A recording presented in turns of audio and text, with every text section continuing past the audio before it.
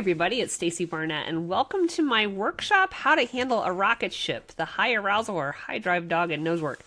I am super excited about this workshop. This was actually inspired by the dog on the screen, who is Powder, and I am going to show you a video that is my true inspiration for this workshop. But you guys might have a rocket ship too, and if you do, this is the perfect workshop for you.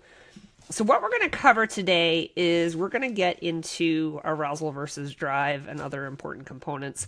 We're going to talk about this in a way that it's possible you haven't heard before. We're going to really get into understanding how we're going to use arousal to fuel drive and making sure that we have the right arousal level for our dogs. And then how do we manage that arousal before and during the searches in ways that you may not have tried before. So as the dog starts to pull the line through my hand, actually it's probably more like this, right? So because the dog's out this way. So I just add friction. So I'm not letting it run and I'm not holding it tight. This increases frustration. This increases arousal if I grip it. We don't want to grip it. But if it runs through my hand, then it's just untethered. This is what I mean. This is the reason why I use a leash. So I use drag. So I just use a light feel, right?